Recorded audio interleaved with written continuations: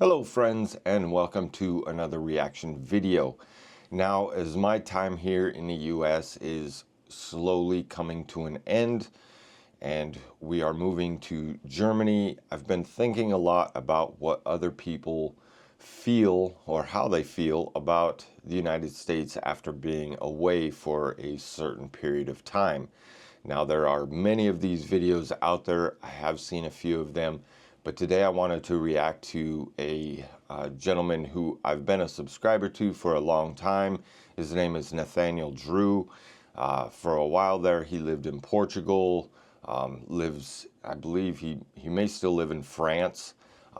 His whole family actually has transplanted to Europe. His parents recently, within the last couple of years, have also moved over to Europe. He's very intelligent, very well spoken. I think he's in his mid to late 20s now. But his video is how I see the US after living in Europe for 6 years. So he's been away for 6 years. So I'm curious to know what he feels about the US. And this video was released 7 days ago. So this was after the recent US presidential election. Now, I'm not sure if that's when he recorded it or if it was before the election and he released it after the election. I'd be interested to know. I'm sure I'll find out in the video. So why don't we just get started? Every morning in school, as a kid, I'd stand up with the other kids. We'd take off our hats, put our hands over our hearts, and pledge allegiance to the American flag. The lines we'd say were burned into my memory, and here's how we'd say them. I pledge allegiance to the flag of the United States of America, and to the republic for which it stands, one nation, under God, indivisible, with liberty and justice for all. Every American knows this, down to when to pause and how to say it. It's normal for us, but I don't know if people from other countries are aware that we do this. When I've mentioned this to some of my non-American friends, they look at me in shock.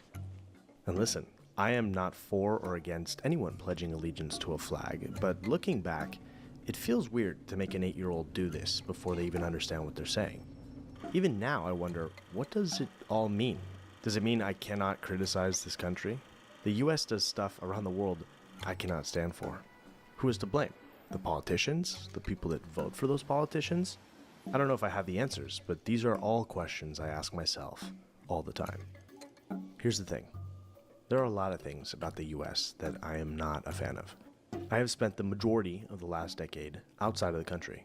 When I left, my view of the country was quite negative. I got tired of the divisiveness, of the gun violence, of the politics, just to name a few things. I'm right there with you, Nathaniel. I felt like that for a long time.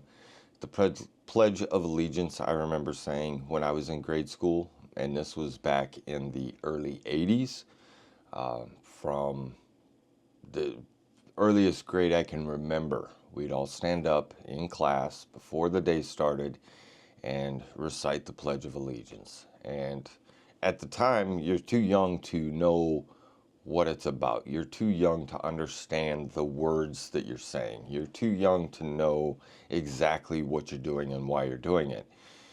Now that I'm much older, looking back, it's kind of disgusting, to be honest. With him, I'm not for or against. I'm more against it.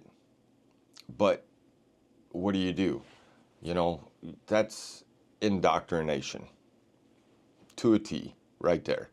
All these parents wanting to whine and cry about their children being indoctrinated in school, about reading certain types of books that might turn them gay or make them trans, is just stupid. But reciting an allegiance to a flag every single day isn't indoctrinating your kid. It doesn't make any sense. People recognize that America is sick, even though maybe we don't agree as to why it's sick and how to fix it. But I have to be honest about something I've learned about myself. Some of my dislike for the US went beyond those things. It was personal. It came down to feeling stuck there, stuck in the way of life. I didn't feel like I belonged, and this shaped my entire worldview. It's the real reason why I left. The thing is, this question follows you wherever you go, and everyone has to answer it. So I want to tell a story for anyone who has struggled to like where they come from. Again, that's another excellent point. That's the way I feel here. I feel stuck. I feel like I'm just spinning the wheel, going absolutely nowhere. I don't feel like I belong here.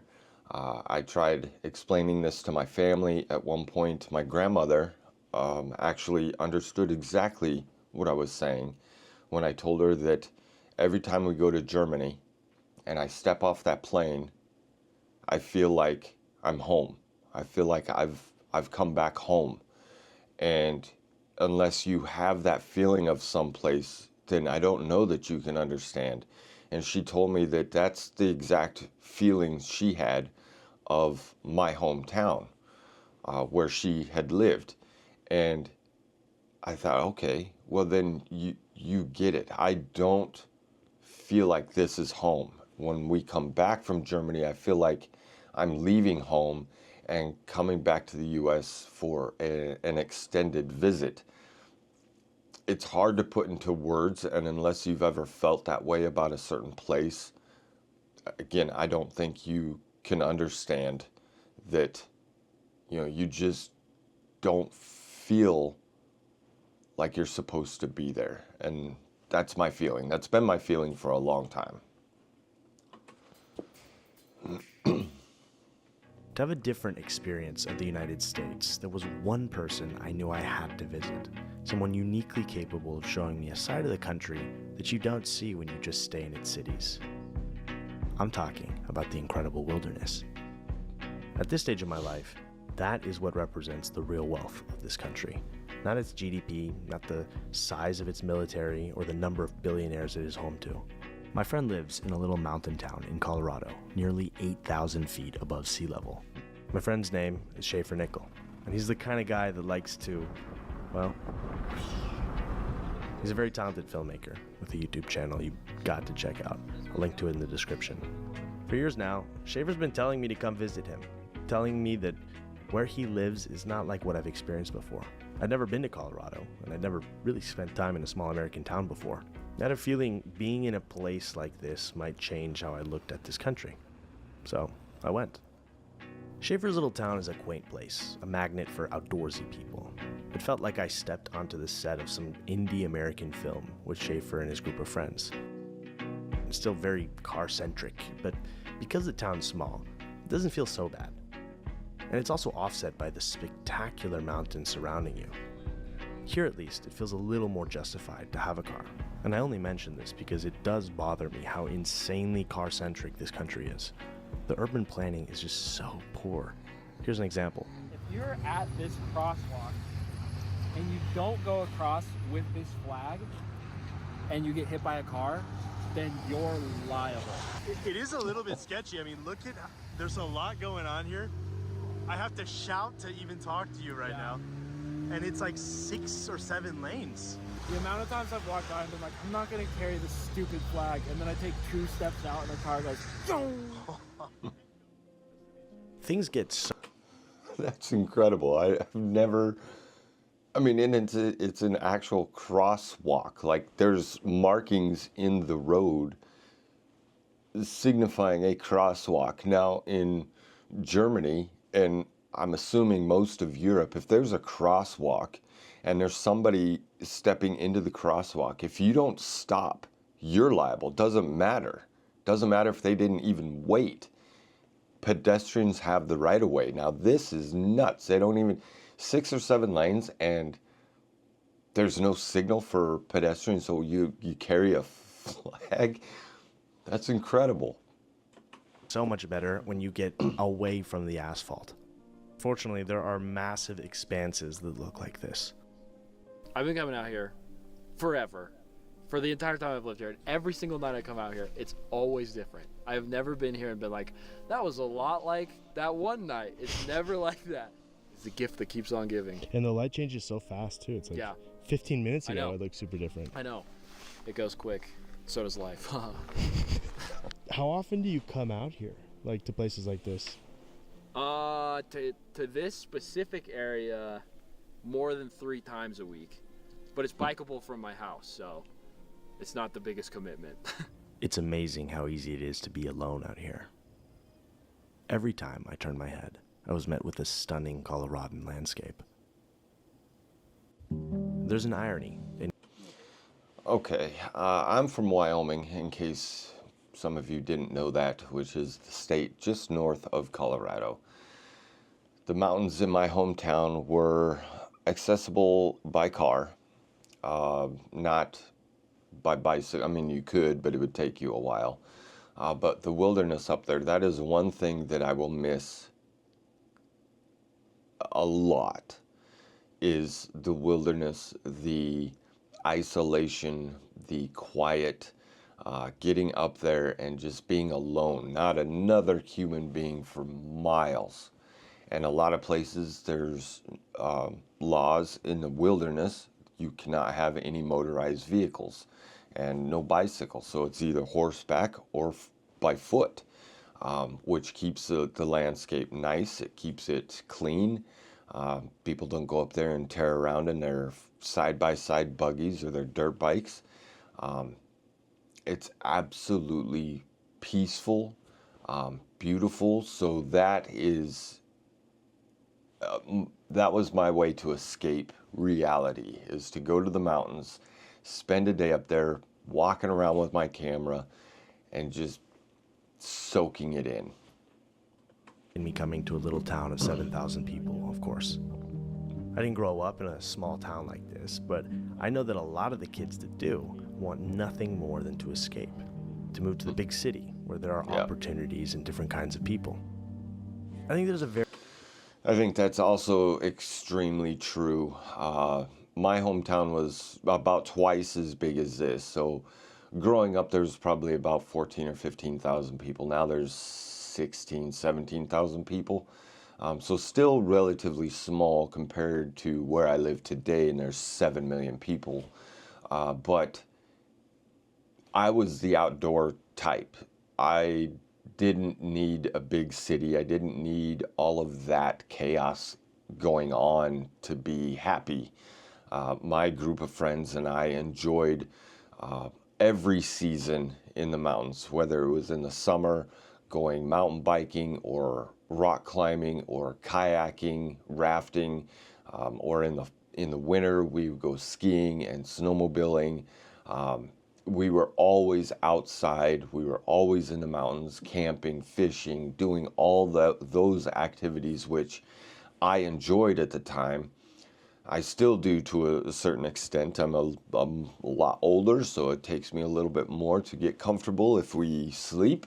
But I didn't need the big city. But I know a lot of people I went to school with needed to move away. And that's one of the reasons why I moved away after a while as well, is just to experience something else, because it's such a small place.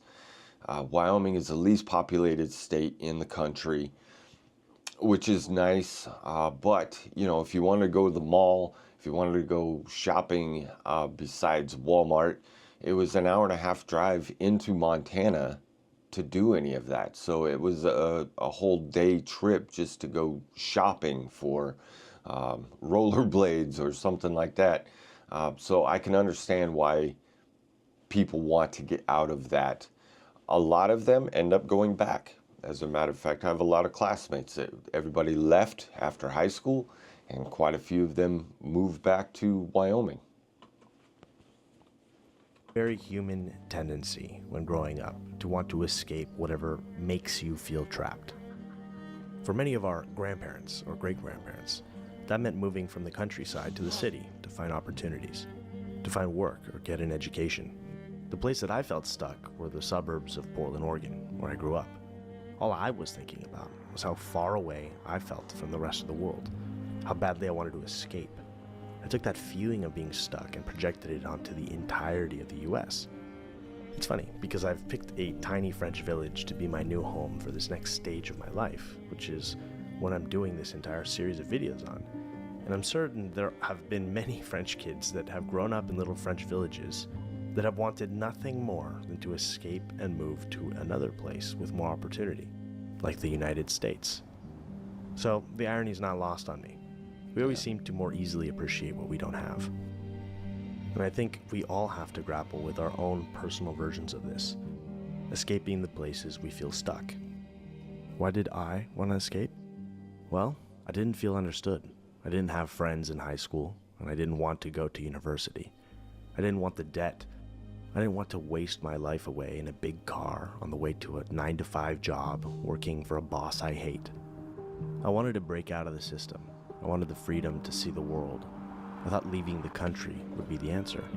I didn't realize at the time that these were not American-only problems. These are... Okay, just real quick. Those are Roman candles, fireworks, and I've done that many times with Roman candles and bottle rockets. We'd have little bottle rocket wars out at my friend's house because all of us really had acreage. We had land, so we had the space to do this, and it can hurt, but it's a lot of fun. So it's funny to see them actually doing that. These are 21st century human problems. Sure, the exact list of problems varies a bit from country to country, but I now see that there's way more overlap than I used to think. Life can feel empty when you lack meaning, when you lack a mission, which means that wherever you go, you can get stuck. So what have I been looking for all this time? It turns out it's less of a geographical place than I realized.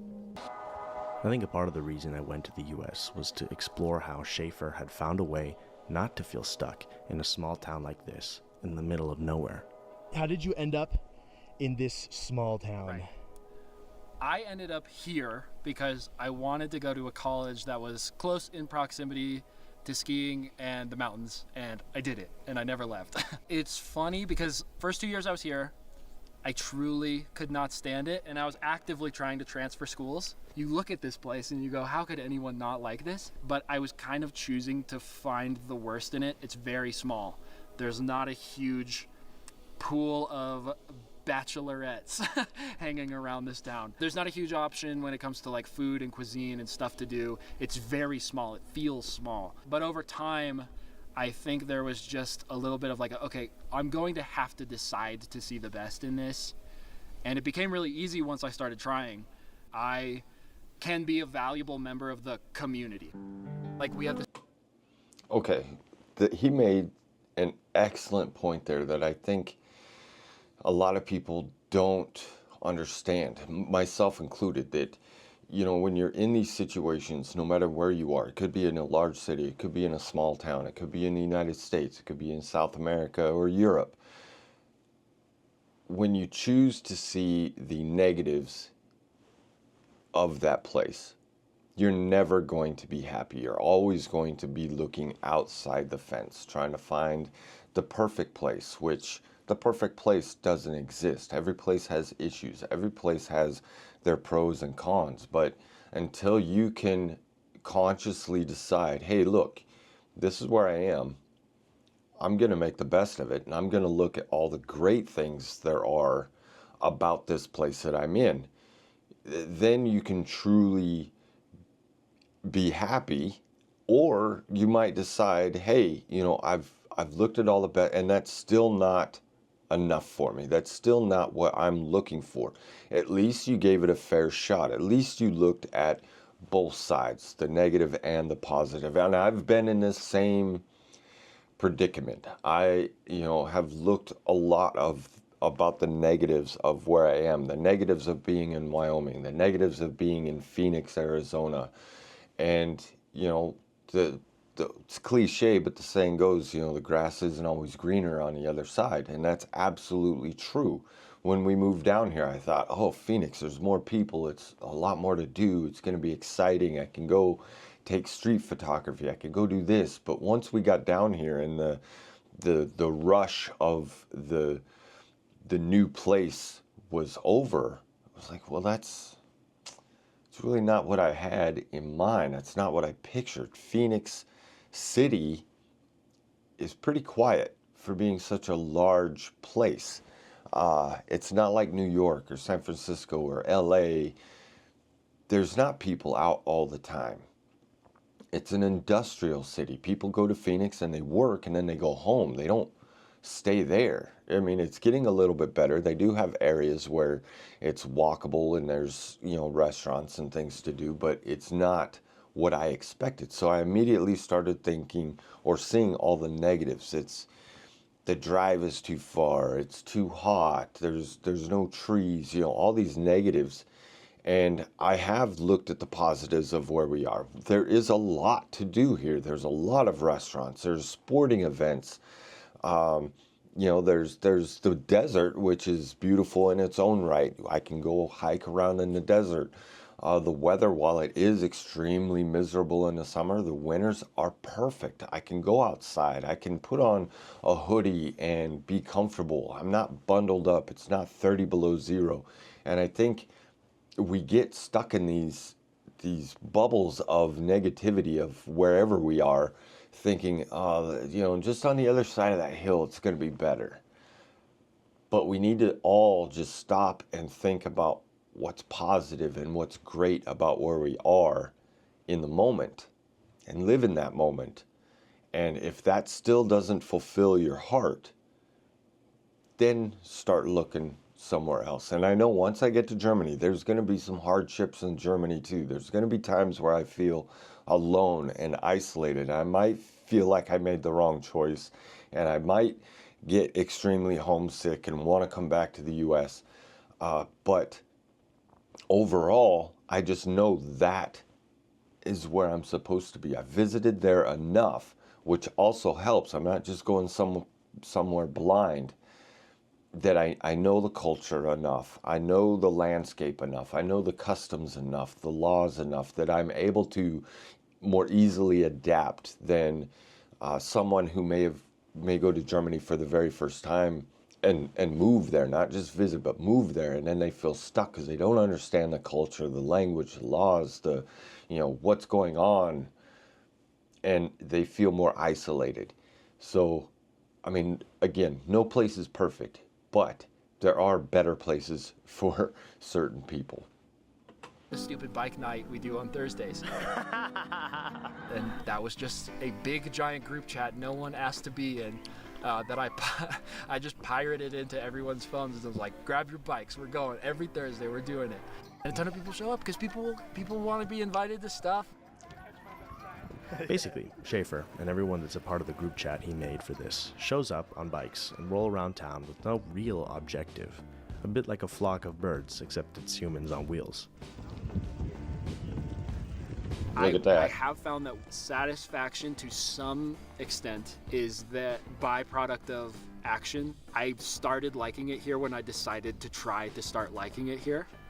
Mm-hmm. I cannot possibly overstate how important other people are. I know it doesn't seem like it. I'm a highly introverted person, and I have learned so much the last 2 years about how much fulfillment and joy and meaning there is in being a community member. Hey man, that's my corner, man. Dude, stop. On your mark. Disqualified. That's that. Go. Oh my God. Oh, it's like so much fun. But I would take a few deep friendships over a lot of shallow friends. Less is more for me, for sure. I felt very welcomed, despite not knowing anyone at first. An important element of the weekly tradition is to eventually end up at Starbucks to get free cake pops.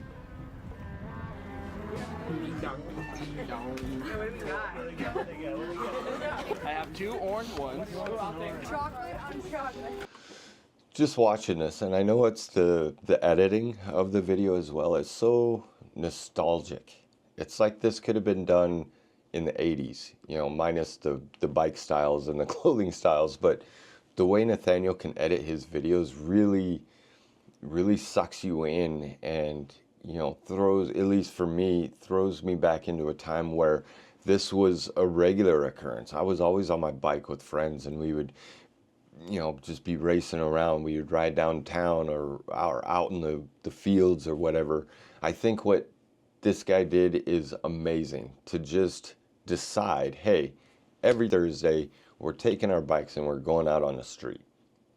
And that, for a lot of reasons, it is so beneficial to your mental health, your physical health. You're not on your phone, you're not behind a computer, you're not scrolling for days. You're outside, you're with a group of friends, of like-minded people, all on bikes. So freeing. That's a really cool thing that he did, and I think more people need to do that, whether it's bikes or whether it's just a small walk, or just get together to hang out, if it's a once a week or bi-weekly, just to get away from your everyday thing. I think that would help you feel more comfortable and happier in the place where you're at.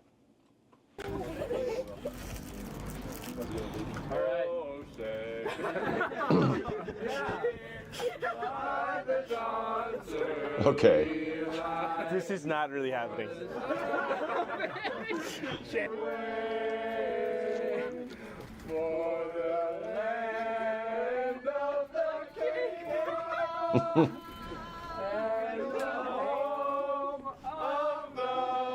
Double chocolate muffin.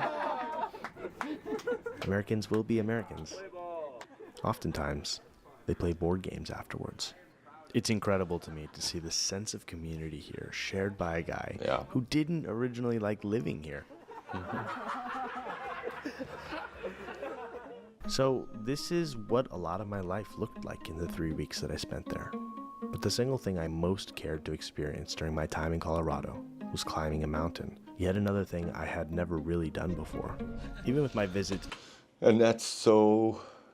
it's not weird to me. It's just like, okay, this guy's never climbed a mountain, but I grew up in the mountains. I was climbing mountains as long as I can remember, with horses and my grandpa when I was 8 or 9 years old, going fishing all day.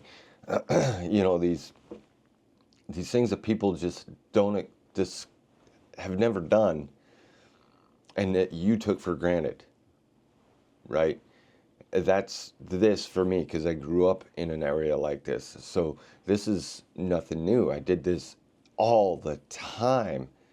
And it's kind of weird for me to hear somebody say, well, I've never climbed a mountain. But if you grew up in the streets of Chicago or New York, yeah, you've probably never climbed a mountain before.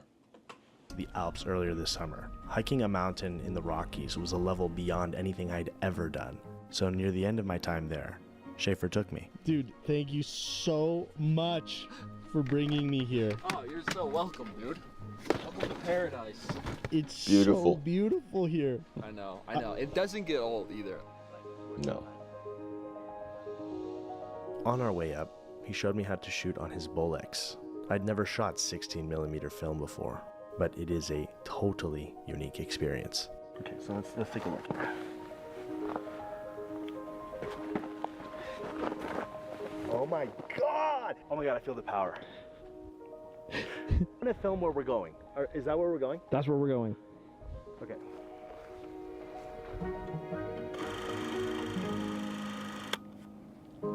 Was that a good amount of time? I immediately looked to you for approval.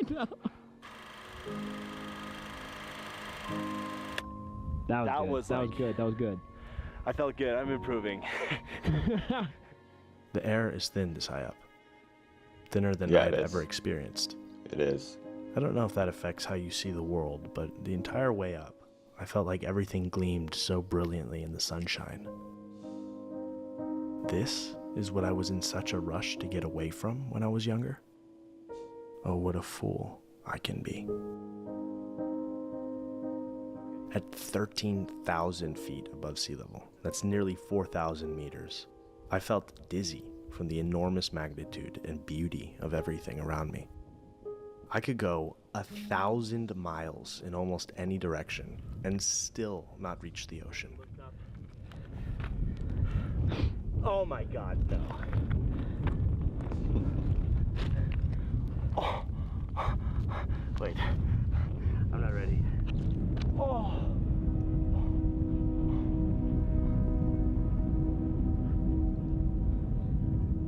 Oh no, no, no, I'm not going through that. Oh my God, no. No. I can't explain just how fucking this is like a psychedelic experience right now.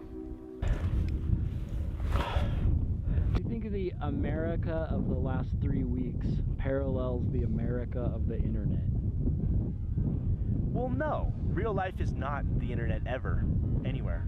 This is also an experience of the United States unlike any other I've had, and I've spent still the majority of my life in this country, 18 or 19 years total, and these last 3 weeks were unlike any other time. I came as a different person. I mean, I am a different person now, with different people in a different place. There's an infinite number of different experiences you can have in a country this big, or really any country, I think.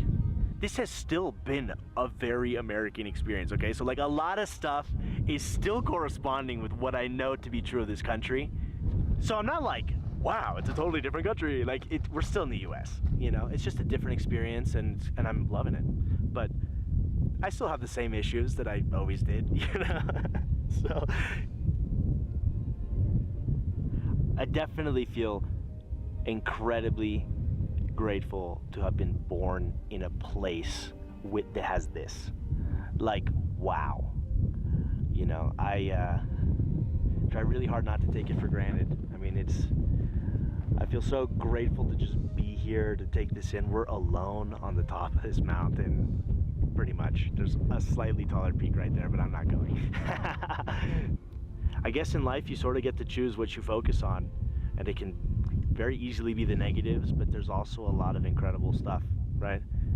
And I guess that's why I came here. In my desperation and impatience to move far away from this country when I was younger, I couldn't see the beauty of this place and its people, but I can see it now. I want to end with this. I'm not trying to paper over the problems this country has. I'll probably always have some kind of complicated relationship with this place.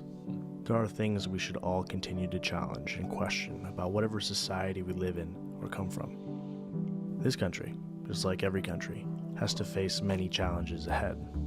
As for me, well, my life in France continues. I have a lot of work to do. I have a new home, and I'm thrilled with this beautiful opportunity to learn more about myself and the world. I'm learning to enjoy the mundane. I've realized that there is no one culture or people I connect with more. The people I've always most connected with are weirdos like me, not bound to any one country, but rather a blend of things. Third culture kids. So I'm grateful for this redemptive trip back to the US. Grateful to have grown beyond some of my old ideas about this place. I'm grateful to have been born and grown up here. To have the American friends that I do. I guess I'm just a believer that there are things to love about every place, no matter where you come from. Okay, so that was extremely enjoyable. And that last bit there of him climbing the mountain almost had me in tears, because I know that feeling. I know that rush of, you know, being in the mountains and you have endless beauty surrounding you. So that was incredible. Not really where I thought this video was going to go, but I should have known better, because Nathaniel Drew isn't superficial. He doesn't just skim across the surface of all these cliche hot button topics. He goes way deep, and that's what this video was. This video makes you think deeper on a personal level of where you belong, or, you know, what you want to find in life, not just the, oh, I still see the United States as some a badass country or they're doing everything backwards, you know. He goes a lot deeper than that, and I very much appreciate that, because I think he makes a lot of points that people don't sit and think about. And that is, you know, thinking of the negative things always of where you are and not the positive. And, you know, I'm in the same boat with a lot of what he talked about. But for me personally, it's the other stuff that's going on right now that unfortunately kind of supersede the joy I have and have had in this country.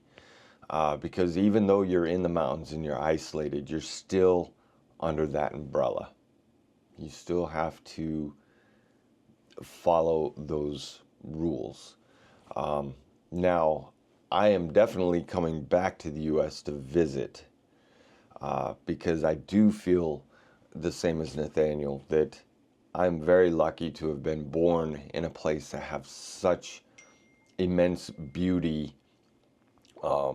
It's so large. You can get the city life, you can get the country life, and you can get the mountain life.